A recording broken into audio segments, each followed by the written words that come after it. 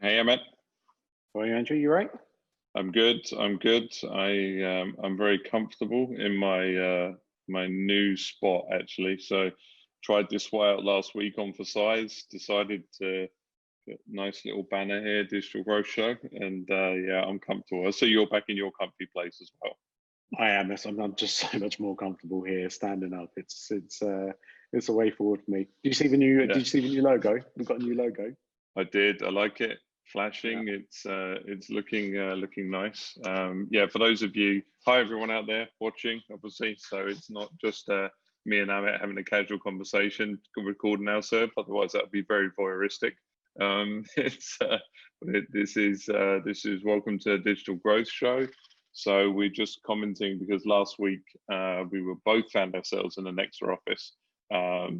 So we've kind of been recording remotely from home, and yeah, I'm back in the office this week. So it still looks like a backdrop, but that is real. That is Dubai, and that is sun out there. But yeah, how's your week been? Yeah. Good. Good. Yeah. Actually, pretty excited for today. Yeah, Yeah. it's So I been a think it's busy very one. kind of yeah, and we've had some great kind of emails and questions and stuff like that flying in all week. So Yeah, yeah, pretty buzzed actually. yeah. I mean, I Um, imagine I felt a bit like Father Christmas when all the letters are coming requesting the toys.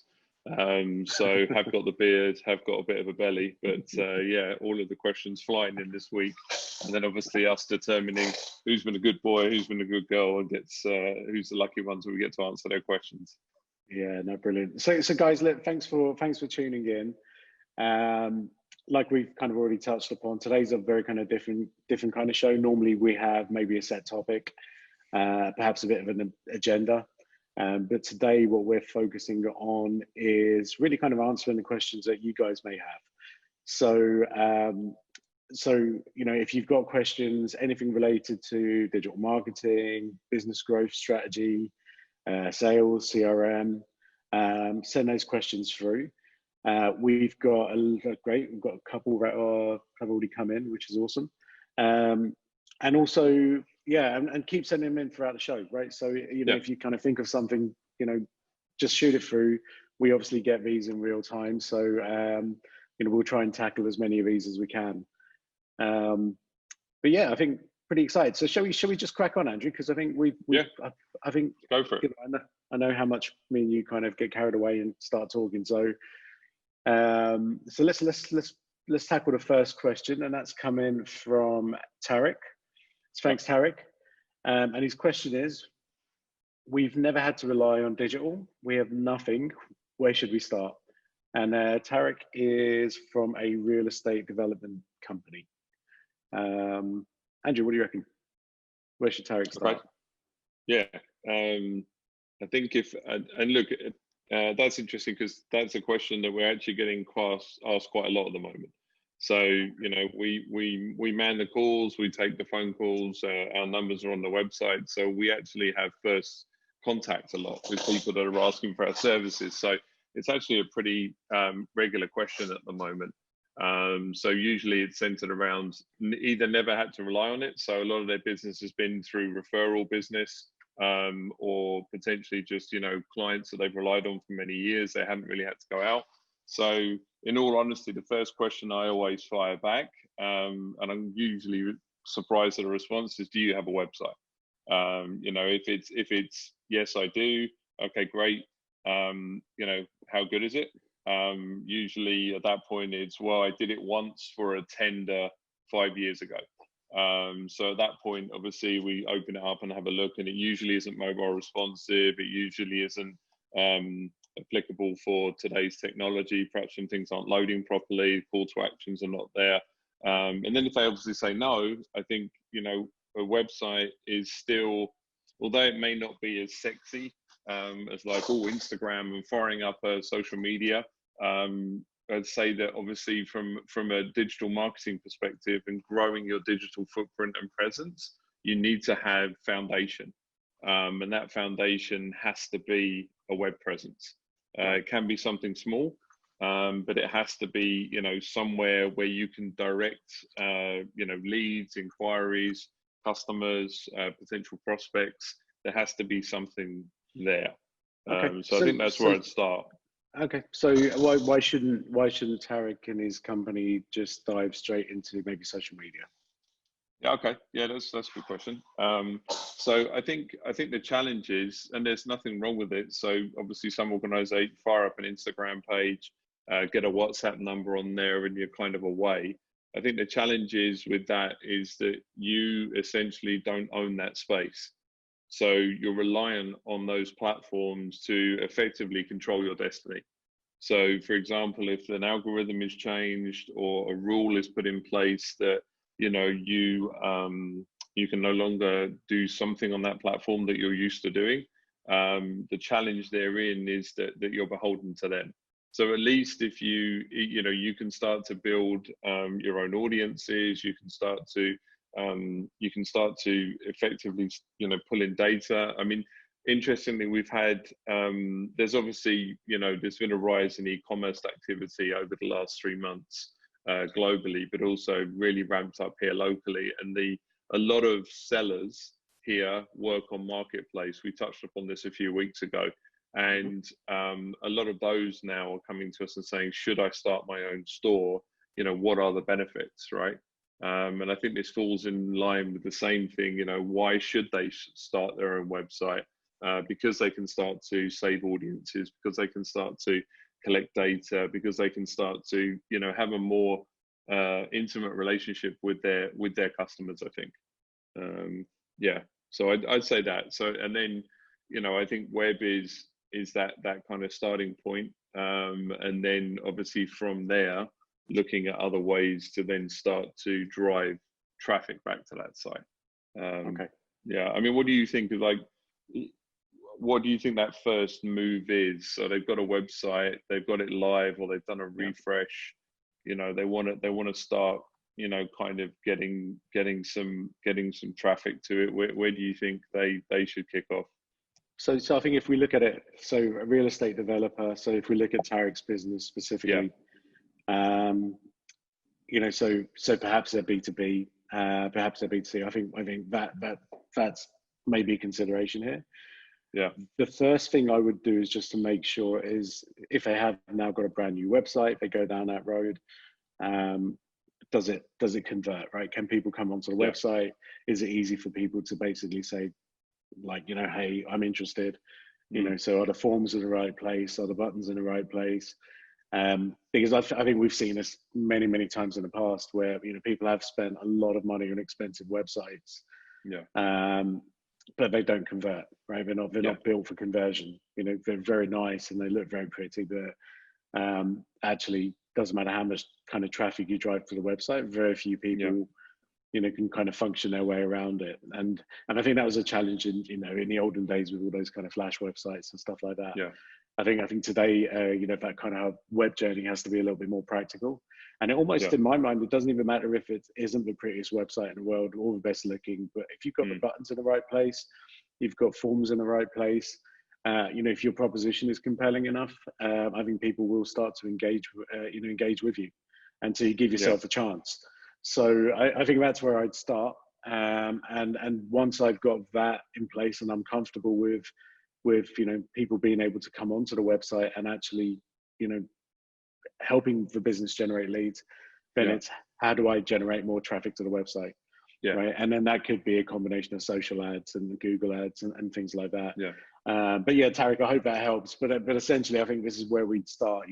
Essentially make sure your foundation's in place. Andrew's absolutely right. I think a lot of businesses don't think of their website as a tangible asset.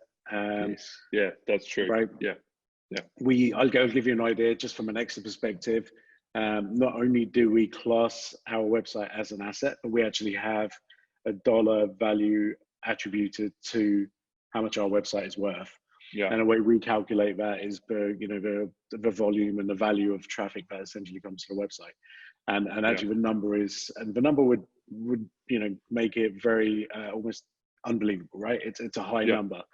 But actually, there's numbers and justifications all the way, kind of behind it to back it up. So think of it as an asset, and don't be, and if you think of it as an asset, you're not going to be too scared to invest in that asset. I think that's important.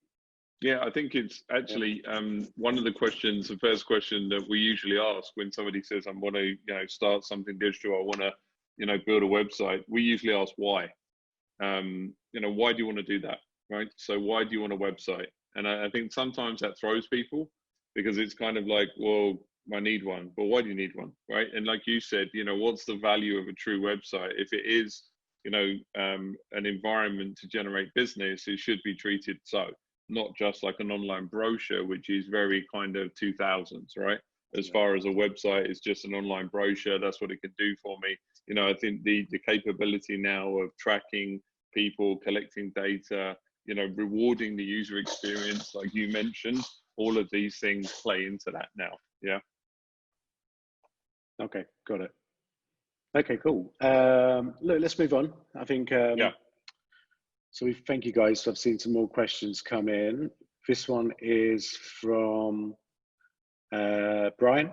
Okay, so Brian's from a facilities management business. Okay. What can I do to retain my clients? The market's very price driven at the moment. I'm sorry, guys, I'm paraphrasing here, but yeah. So it feels like people are taking a chance during these tough times. So client retention, I think, is something that we touched upon a couple of weeks ago, right? Yeah. So look, I mean, this is such a big area that so many companies don't focus on.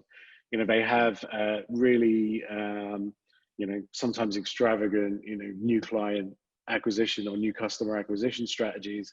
They'll spend thousands on advertising, but what typically doesn't happen is, the same money is spent on kind of retaining clients, right? Yeah. But I get it. I think so. Again, from what Brian's asking here, everything, from a facilities management perspective, everything seems price driven. So, yeah. I mean, what advice have you got there, Andrew? What's your kind of thoughts on that? Yeah, I think it's look, it's a challenge. Thanks, Brian. I mean, first and foremost, it's a challenge because there is an opportunity now for certain individuals to kind of look for a better deal, right? Take advantage of the situation.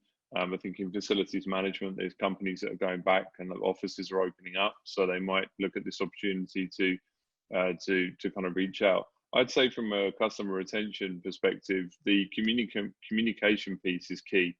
So keeping in constant communication with your existing customer, and it may sound very simplistic, but automating either a kind of customer satisfaction survey or automating an email that allows people to reach out to you. It may be a personal email from yourself. I'm not sure if you put what position he is in the organization, but we here at Nexa, emails will go out from Amit that are automated, right? Just kind of trying to find customer experience. How are you finding our service? Are you happy? Really willing to recommend us to other people? So I'd say that communication piece is key to be front of mind, because there is a tendency to become a bit complacent. They're a customer, perhaps they've been a customer for the last 5 years. They're not going to go anywhere. We can bank on those people. But the challenge is that when times are tough, and if it's very price conscious, as Brian said there, people do tend to look elsewhere. So I'd say, communication is one of the keys. Sure. I think so. And then let's bring it back to our actual sort of client retention show. So Sure. what we kind of recommended. So communication is 100% something that needs to be there. I think like what Andrew said, reach out to any of your clients at the moment. Reach out to all of them, right? The ones who are perhaps in two minds as to whether they're going to continue working with you, may try and reach out. The other thing, and I think this isn't just a kind of firefighting solution, but this is something perhaps you should embed within your organization, which is sending net promoter score surveys, so NPS surveys, regularly with your clients, just understanding client satisfaction. Because I think that's such a huge, hugely important metric for any business. So for example, if perhaps you've got maybe 12-month contracts with your clients, and those contracts are maybe coming off the renewal in the next 2 or 3 months, now's the time to get an NPS survey out there. Yeah. Right? And if you get a survey out there and you score, get a low score back, that might be an issue, right? So Yeah. that does give you an opportunity then to go back to that client, understand perhaps where the failings are, why they're not as satisfied as they should be, and it actually gives you an opportunity, perhaps 2 or 3 months, to even fix the problem, right? Yeah. And I think that's really key. So, if you're not using NPS surveys, definitely think about that. Whether you're B2B or B2C, I think that's super important. And otherwise, I think it's customer feedback mechanisms as a whole. So, not just NPS. I think NPS needs to be ingrained within your operational kind of measurement. But just sometimes, again, just customer feedback surveys which are sent out, maybe not even asking a generic, would you recommend us to a colleague or friend type of question, but actually, how would you measure the rating of this part of our business, right? Yeah. And perhaps that becomes more relevant for a company. Yeah. If they start to receive some negative feedback, they start to understand that actually, we think this is great, but clients aren't necessarily seeing that. We need to find out more, right? Where is that failing? And perhaps just sending a very kind of customized customer feedback form saying, hey, we do X and Y, but that X part here, what do you think of it? And again, I think, and I guess we've seen this from experience, but customers and clients who feel as if they're contributing to how you perform and how you operate, within your business, and if they can impact and influence business operations, which ultimately serves them better, you tend to start buying some loyalty there as well. And I think that's quite important. So yeah, I mean, I'd say, I'd say definitely, Brian, do what Andrew said, which was basically phone in clients you're not sure about, but use tools and NPS surveys and customer feedback surveys. You can buy these as standalone products; they're very inexpensive. But I would definitely say start to collect data right from your existing clients. I'd also say as well, whatever ways of communication you do have, like social media, like whatever, LinkedIn, Facebook, etc. Just be active on there as well. So it's not the time to be quiet. It's not the time to, just kind of shrivel up. It's a time to actively participate and just be heard, because that's also important, just to make sure people can understand.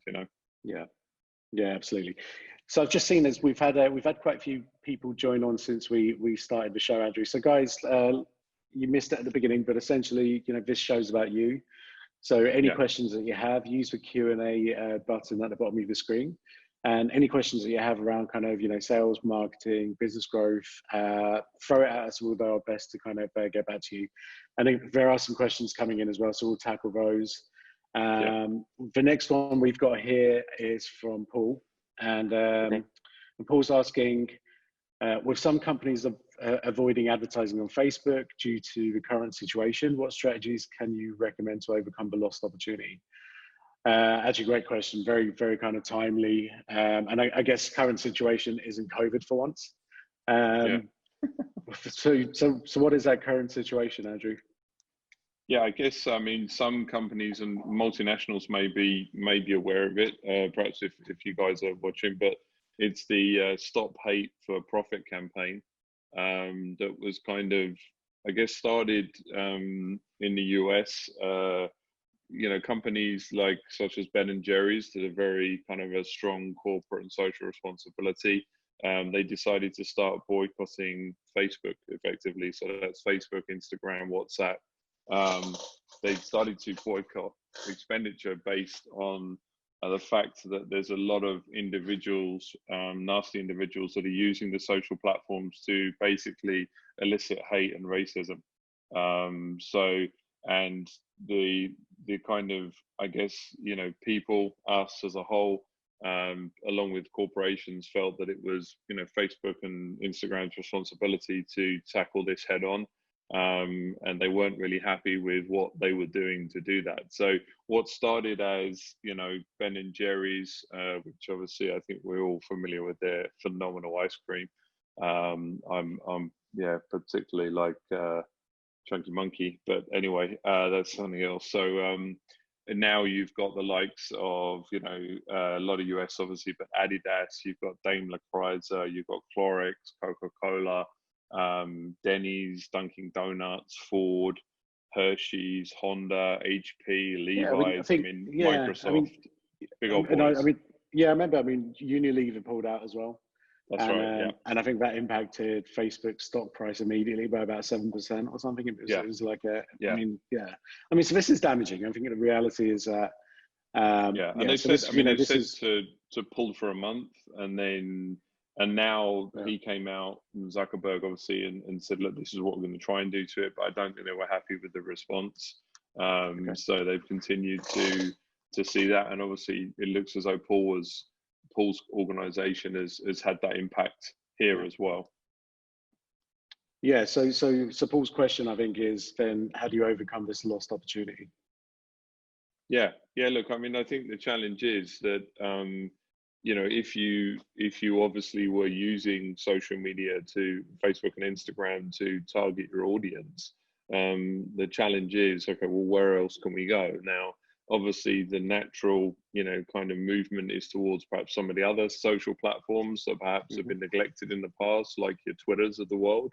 Even though Saudi, it's kind of been growing there, but other parts of GCC, but obviously still US, Europe, it's still a very relevant platform. It still allows you to target.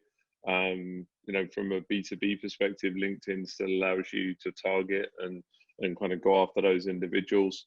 And still, you do have, you know, a wide opportunity within the Google sphere. So you have the search capability, you have YouTube, you have, you know, your display network. There's native advertising, so if you want to kind of jump on that as well. Yeah. So I think there is, I mean, look, basically this just might give you an opportunity to effectively reevaluate where you're spending your media dirham or dollar, right? Right. So I'd kind of look at it as potentially a refresh. So instead of kind of, you know, putting money to those platforms. So does it also give you an opportunity to then say, okay, actually, rather than reinvest that money into other media platforms, uh, shouldn't we create our own, you know, more content? I mean, maybe double down Yeah, on those efforts potentially. yeah, Right. yeah. I mean, you know, I think if you have the opportunity, as you said, to reinvest in yourself, I mean, that obviously is going to help. I mean, you know, if you're looking across the search, obviously, if you haven't done any kind of SEO or any kind of investment in content strategy, you know, and you've just been relying on paid advertising, you suddenly realize that I mean, look, these things are like a tap. You know, you stop spending money with them and they disappear. You know, the organic reach on especially Facebook and Instagram is challenging at best. So just because you've got an Instagram page or a Facebook page, everybody knows who's investing on it. The reason that it's so impactful is because obviously they can target, you know, your audience and you can get results on the back of it. So Yeah. when they pull it, they're gonna see an impact. I mean, the only scary thing is, I guess, from a Facebook perspective, is if there's zero impact on the brand. So, you know, it's taken a bold move to say, yep, we're going to stop all advertising on those Sure. platforms, and obviously a lot of the time people are looking at ROI. So it may be in a month's time they look at the numbers and say, oh, actually, that didn't impact us much, which would Right. be more damaging. Yeah, I can't. I mean, I can't see it. I mean, this is the thing because these are huge advertisers, right? So, Yes. Yeah. you know, so there's, I think there's obviously going to be an impact there, but I guess, you know, how much can they change and how long would it take to make that change? I think is a challenge. But I Yes. think it's interesting. I think creating content, I think, is one opportunity if people can reallocate budget. I think the other opportunities are, you know, maybe testing some of the newer platforms, I guess, like Yeah. a TikTok or something, right? Yeah. You know, maybe trying to reach and sort of engage other audiences. But yeah, it's going to be Yeah. interesting to see how this plays out, I think, right? Yeah. I mean, I think TikTok has its own challenges in the US at the moment, obviously, and in some of the other parts being banned in India. But TikTok Yeah. have just released a self-serving ad platform. So previously, it was kind of, you know, certain ad types were closed to business, similar to like Snapchat. But they've opened up that platform now, so you've got a self-serving platform that's just being rolled out. So yeah, it could potentially, you know, look at trying to communicate from there. But I guess, you know, the challenge is that, look, we know firsthand that Facebook and Instagram does work. if it's used properly, it can help business. Sure. So I'd say, yeah, like you said, I mean, I think for Paul, is it? So for Paul, I think, go and reevaluate what content you have. Is there any way you can create more value from an organic perspective? And then ultimately, potentially, test these other platforms. I mean, Sure. you haven't really got anything to lose at this point. Yeah, true. Cool. Let's move on. Yeah. Some great questions coming in. Thanks to Dr. Nada, Rachel, a couple of anonymous questions, and Ashraf. We'll try and get to all of these over the next sort of 20 minutes or so. Yeah. So this one from Dr. Nada, and I'm not sure what kind of doctor he is, Andrew, but businesses open up. Should I focus on new customers or try to re-engage old or existing customers? Oh no, this was again, the one that came in. question. This was dentist. Okay, all right, perfect. Yeah. Okay, cool. So yeah, okay. So this one I actually saw that came in. I think this came in through LinkedIn.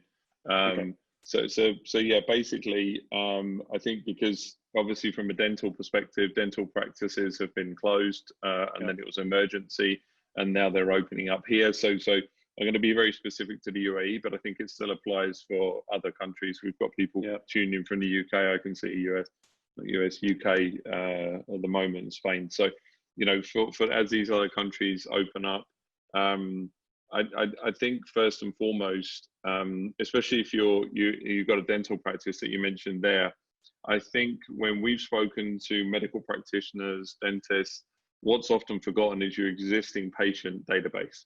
Because essentially, when you obviously go to a dentist, you have to collect data. So usually you will have an email or a mobile number, but I mean, I can put my hand up and say every single medical facility, dental facility, I'm never communicated with. Zero communication. There doesn't appear to be a strategy. This actually almost goes back to the retention question previously about focusing on, existing patients. So I think the thing is that what I'd do is I'd look at your patients that, you have. Perhaps you look at patients in the last year. So you approach those first, or the last 6 months, because the chances are they're more likely to be in country still than the ones perhaps 2 years, 3 years ago. And you can stagger it, see what you have by way of email and mobile, and then potentially reach out to them. And the communication may be, hey, listen, we're open. Here is our sanitization process to keep you safe. Hey, we're open. Here's an offer. We'd love to see you again. I mean, I think what we've used in the past, specifically for dental clinics, is like free health check.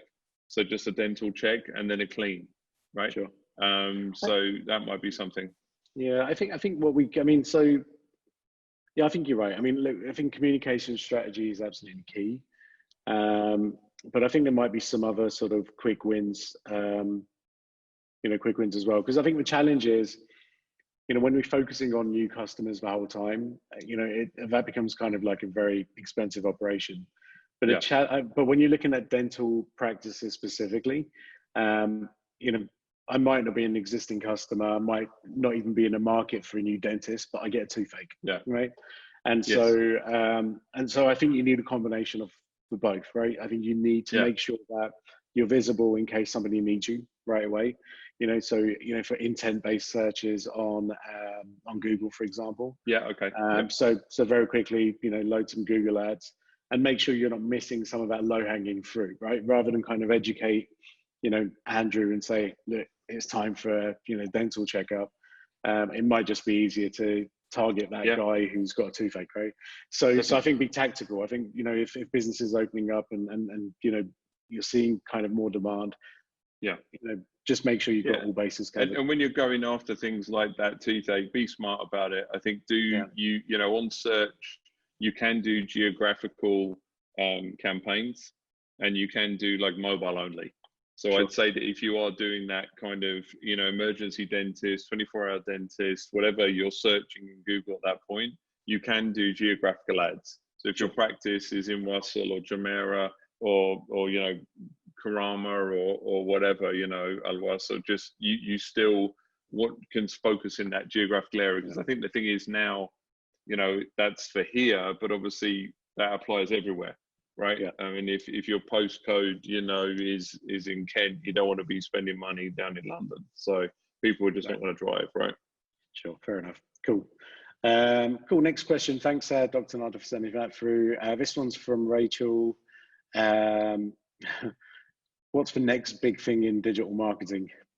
So, Hold on, I'm pretty Andrew, sure I've got my crystal ball. I mean, look, to be honest with you, again, that's a question we get asked a lot, right? So what's next, guys? What's happening next? What should we keep an eye out on? I tell you what, Andrew. Let's tackle this from two angles. Okay. Yeah, go on. Shall we say, I don't know, B2C, maybe social media? Yeah. And then we'll look at it from maybe a B2B perspective. So do you want to tackle the first part? Yeah. So from a B2C perspective, yeah, you're right. I mean, we get asked this a lot, right? What's the next big thing? Big thing. What's the next big thing? What should I be focusing on? We touched upon it previously, but a lot of the conversations we're having is specifically around social at the moment is TikTok. So I think everyone that wasn't aware of TikTok with the ban in India and now the kind of ban they're talking about globally, I think more and more people are looking to this platform to try and understand what it is.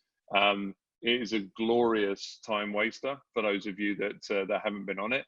You'll jump on there and be on there for 40 minutes and just come off and go, what did I just do for 40 minutes? So I'd say as far as an addictive mechanism, it's highly mobilized and it just allows you. So first of all, for TikTok, for people who don't know, TikTok is, the social media. It's a lot of it's based around music. So they are licensed with recording artists and music. So you can do little videos, funny videos. And there's there is a ton of kind of graphics that you can apply to your content. So there's things like green screen, there's kind of colorful glitter, there's magical shapes, and you can apply music, and so it's not just a mechanism to post content, but you can actually highly edit your content as well. So massively popular with kind of Gen Y, Gen Z, even millennials, obviously. And what we've seen an increase in brands jumping on it because basically, the growth of the platform has been explosive. So still, like last year, from a social perspective, it was a top downloaded social media application in the US. So I'd say that. Go on. No, go on. I was going to just say two questions, I think, on the back of that then. Yeah. The first question is, like with many kind of things digital, first movers, is it cheaper for them? Because I mean, we go back to when Google Ads started and you can buy a click for 1 or 2 cents, which might cost you $20 now. Is that the same on TikTok? If brands kind of jump on it now and early, it's potentially cheaper and more sort of cost effective for them? I'm not sure, because the challenge with TikTok is that TikTok content is very different. So it's not like I would have an Instagram strategy and a Facebook strategy, and to a certain extent they cross over and they help pollinate each other. Whereas TikTok is an entirely different strategy. You have to embrace the platform. You have to look to adjust your content accordingly. So I'd say from a time perspective or a planning perspective, there may be more work that goes in. Actually, there is more work that goes into a TikTok activation. But it may be that, for example, you just look at it as an ad medium. So, for example, if you look at some of the players, some of the big, kind of KFCs, the pizza Domino's of the world, they're using the platform from an ad perspective. They're running challenges. They're encouraging people to produce user-generated content off the back of these ads. So they're using it as an ad platform, but they're not actually necessarily generating their own content on there. So I think it's two different ways to look at it. If you want, the interesting thing about TikTok is just the algorithm. So you do have an opportunity. It's highly unlikely that if you post something on Instagram and you're a brand new user with one video, that you'll get any more than a couple of likes or views. On TikTok, you can put one up and you can get 3 million views in the space of an hour. If you drop into that For You page, which is the homepage, and then, then the algorithm takes over and it decides that you're going to be noticed and you're going to be seen, it goes crazy. Some of the big influencers on there have got 65 million plus. as far as followers in a relatively Wow. short period of time. So where people Okay. have taken a long time to get to that on, say, an Instagram or Facebook or Snap, in TikTok, there's a relatively fast lift on that. Okay, perfect. And the second question was, you mentioned, you know, for Gen Zs and Gen Ys and millennials, essentially all the young people. So what business have But you got being on there, old man? Is that what you're yeah, I going was to just ask going me? to say that means well, I was going to say it makes me one of those kind of cool young people, because not only am I on TikTok, but I've actually recorded videos on TikTok. Yeah, I mean, I think the thing is that the authority on TikTok should really be the man that's creating them, and that's the man facing me. That's not me. I'm being very voyeuristic in my approach, but obviously you've been on there and you have got those views. So yeah, I think the thing is, we always say this. It's all about eyeballs, right? It's just Yeah, about where people are spending their time. So I think the thing is that why is TikTok quite exciting at the moment? Just because it is still relatively new from a sure. business perspective. I mean, I've seen some. So there's actually a very cool real estate lady here, and I think it's Real Estate Dubai or something like that. And what she's been doing is there's a you get trends on TikTok, and one of the trends is you click your fingers and things change. So it's like you, with the music, you change, you're flying to different destinations. What Hmm. she's done, which is pretty cool, is she goes and walks into a room and it's a bare penthouse, and then she clicks her fingers and then it's completely new. So even the content she's producing is Nice. engaging. It's like fun. It's interesting to watch. There's a guy in New York as well that does something similar. He's just going around and showcasing on the platform, but using music, using the platform itself. Okay, cool. Awesome. So look, B2B, I'll touch on that very quickly. And then Yes, Ashraf's asked a couple of questions. So I'm cool. gonna tackle We'll Ashraf's jump question into him. after this. Yeah, B2B guys. So look, if you are a B2B business, the next big thing is, and it's not really the next thing, it's here and now, and it's already working yeah, for a lot of companies, is account-based marketing. Which honestly just flips the whole, I don't know, digital marketing approach on its head, flips the whole sales funnel on its head. So typically, if you're running, you know, a B2B campaign, what you'd be doing is maybe, you know, creating an offer. You'd have a target audience in mind, and then you'd say, right, which platform can we perhaps find this target audience on? You know, was it LinkedIn? Is it Instagram? Is it Facebook? Is it Google? We'd then maybe look at creating the right kind of content that, you know, relates to that target audience, and essentially we'd then run campaigns. But there's a big flaw with that approach, and that big flaw is that we would be waiting for those people to potentially see that content. And if they see it, we'd also hope that they would then hopefully have enough time to engage with that content, you know, click on whatever we want them to click on and give us whatever details to generate that lead. And while that approach works, it's very hit and miss, right? Because potentially, you know, your target audience, you know, perhaps gets busy, doesn't go on these yeah, platforms, isn't as digitally savvy as what you hope they are, and you've never got an opportunity of engaging with these people. Account-based marketing kind of flips that approach on its head. So what we do with ABM is we actually identify those target customers first, right? Those target accounts that we want to win, right? So maybe in a B2B world, we want to work with Microsoft, or we want to work with Apple, we want to work with Oracle. yeah, With that B2B and ABM approach, what we then do is identify who those people are that can make the decisions that we want them to make, who kind of influences those decisions, those buying decisions. And we do that on a very kind of individual basis, right? So if we see, okay, look, it's the head of procurement inside of Microsoft, but in Oracle, it's not the head of procurement, it's the CFO, right? We start yeah, to kind of, you know, collect data that kind of makes sense of this. And then what we do is we go out and find that data. And obviously there's a whole load of tools, you know, LinkedIn's a great ABM tool as well. But there's a whole load of database and tools where you can go away and actually find this data. And then what you're doing is essentially delivering that content in whichever format. And that, you know, that could be offline, right? It could be a personal yeah, invitation that's delivered by courier directly to that person, inviting them to a exclusive event, right?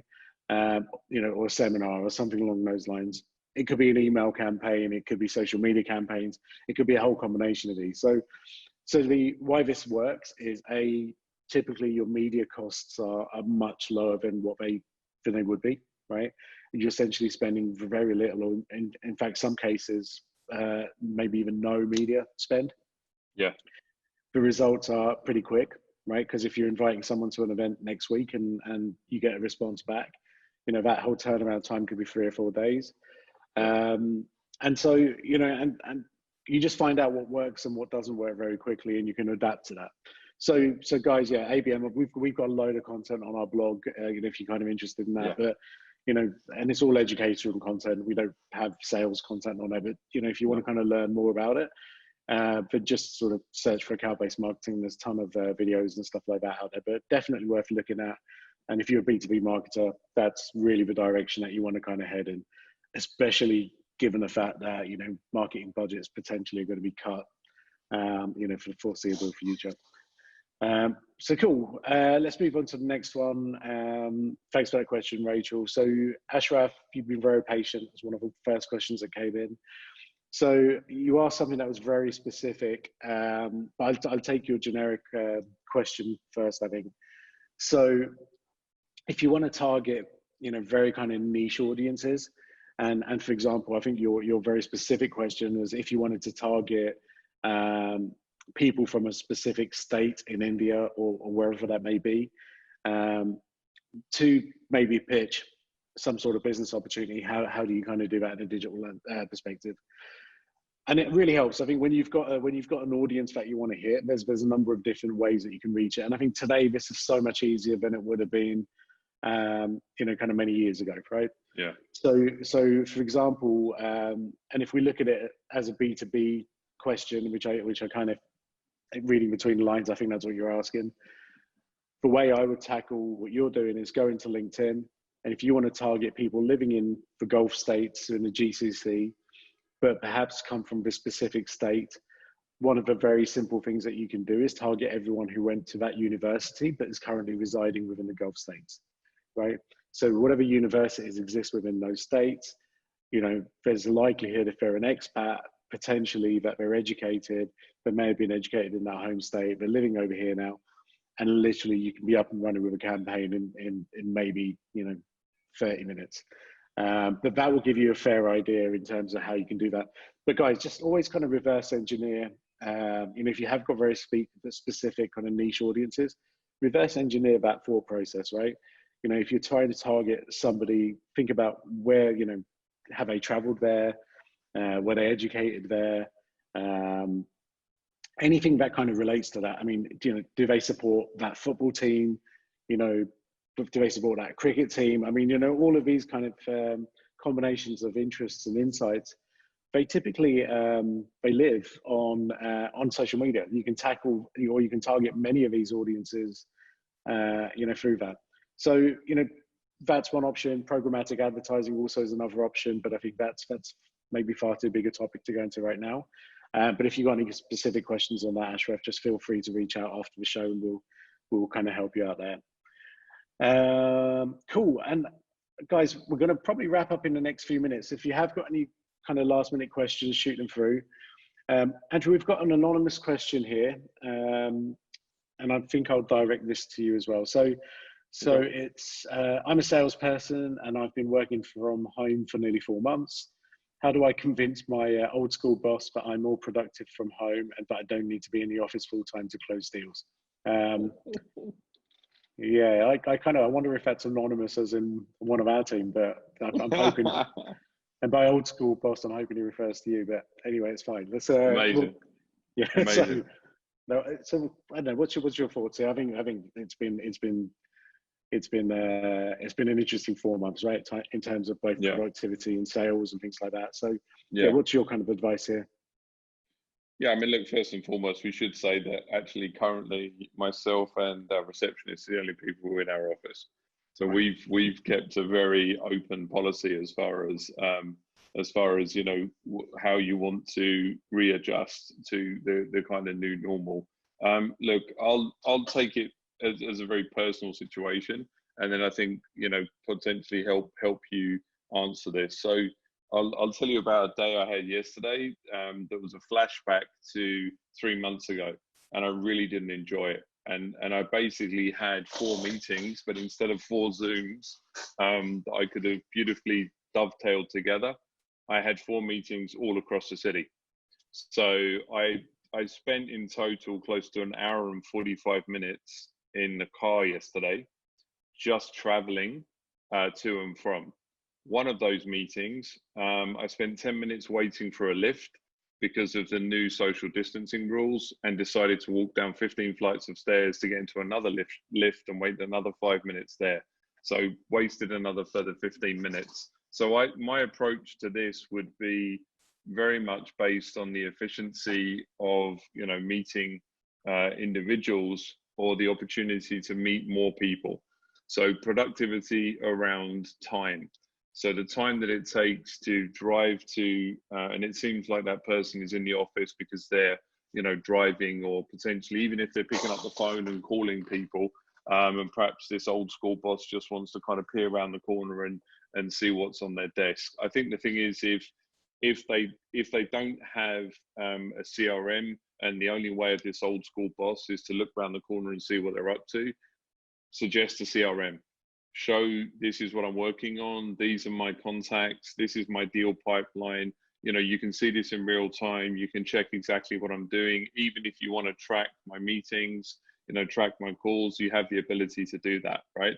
Mm-hmm. So I'd approach it from the angle of, listen, I'm more efficient, there's more time to sell as opposed to time traveling and wasting. And then also, if you don't have a technology or CRM or tracking capability at the moment, encourage that, suggest that, because that will probably play into the old school mentality of, you know, tracking. But what they don't realize is that actually it's helping you, because it is still making you still more efficient. I mean, the amount of just sales professionals that I've met, and I've said, get on HubSpot. Do you have a CRM? No, we've got a CRM, but it's a bit horrible. No one really uses it. Okay, you get on to HubSpot, for example. It's free. You start up, you open, you start looking your own contacts. So I'd say approach it in those two angles. And effectively, look, any boss, even if they are a bit of an, you know, a tyrant, essentially what they want is sales. So I think the thing is, look, as long as you've been closing business during this time, I think that's, you're going to have a stronger argument if you have been able to close business, because obviously, you know, the challenge of lockdown is different from there. I guess that person might be in the region as well, because we are a bit old school in this part of the world when it comes to, you know, that kind of shaking hands, introducing people, having a meeting. Yeah, I agree with you, Philip. What else do you think? I mean, what you know, I mean, we don't need much convincing, to be fair, right? I mean, in all honesty, joking aside, you know, we're really massively open to people work how they want to work. But what do you think? How would you do it? Well, look, I think look, you know, we are now. I don't think we were that open 5 months ago. You know, we certainly are more open to any kind of suggestion of how people want to work, where they want to work from. Yeah. You know, no issues with that at all now. But I guess, you know, the biggest thing is, and my concern, I almost feel as COVID has given us all an opportunity to redefine how we work. Okay. And we were doing silly things, like we were spending 2 hours on the road and then half an hour looking for parking and you know, our building's terrible for that, right? Yeah. And you know, and there's just no need to do that. You know, Zoom has kind of shown, and all the other, you know, video conferencing tools and all of those things have shown that actually you can have very strong, you know, one-to-one communication. You can build rapport, you can build a relationship, you know, through devices. Right. Yes. And if that means that we become more efficient, I think I was joking with you, I think maybe the second or third week of COVID, where, you know, I had 13 meetings in a day, which I would never ever be able to do, you know, in the old way of doing things, right? It would just be impossible.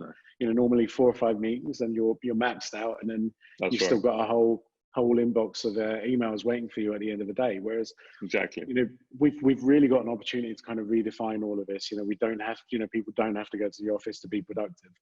You know, in fact, I'm much more productive when I'm not in the office, right? And I've known that for years. But the point is, it'll be a real shame if we lose that, because we will never get another opportunity. And I think we mentioned this in one of the earlier shows, right? This is a pandemic that's global, but say, for example, this had just happened in New York, right? You might still have people sitting in Texas or in London say, oh, you know, who don't really understand the whole, you know, virtual conferencing and you know, virtual sales calls and all that kind of stuff. They want, you know, they believe in sort of, you know, face to face, and you know, we've got to touch hands and all that kind of stuff, and swap business cards and all that nonsense, right? But the fact that everyone has gone through the same issue at exactly the same time, that may never happen again, right? And so we've got a real opportunity as a kind of global business, you know, unit, I'd say, community, to say, hey, this is how we do it now, right? Let's not worry about business cards, and let's not worry about, you know, kind of shaking hands and stuff. And perhaps, yeah, you know, when the opportunity arises, it'd be great to meet you, of course, right? Yeah.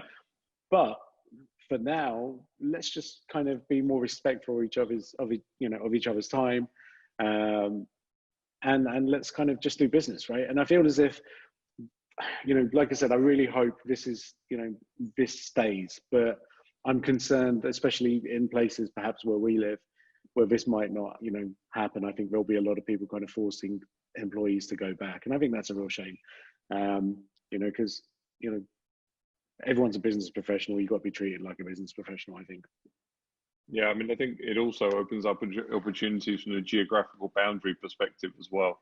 So, for example, if that individual is, you know, let's say, you know, bound by geographical restriction, be it through travel or just, you know, now there's an opportunity to reach out and effectively have a conversation with anyone, because, you know, we have the tools now, the comfort level, as you mentioned, globally, to jump on Zoom, to have a conversation on Teams, to have a conversation on these. You know, this is, as you said, affecting everyone globally. So at the same time, there's opportunity on the back of this. So I think it's very opportune to continue that approach. I mean, look, I know the way that we've done business as well has changed. Obviously, as you said, I think the fact is now, when it may be a first touch meeting, just introducing to someone, finding out a bit more about their business, for both parties.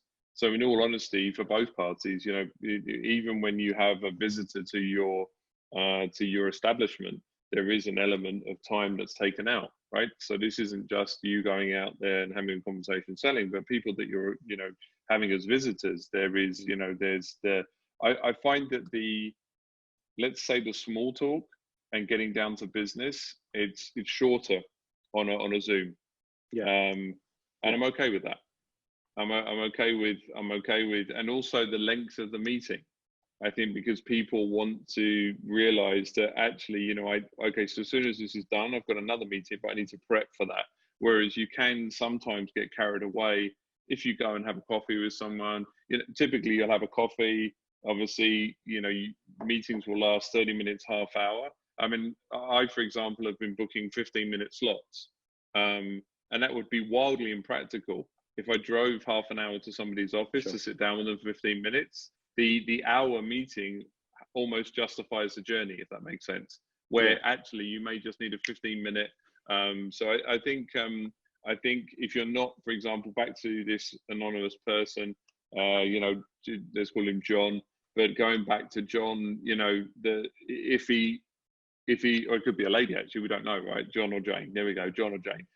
If it's those guys, if you don't have a CRM, but things like meeting links as well, you know, meeting links integrated to your Zoom or integrated to your Teams, make sure you're using that collaboration. If you're not using, if the organization hasn't jumped on the Slack revolution or the Teams revolution, encourage that.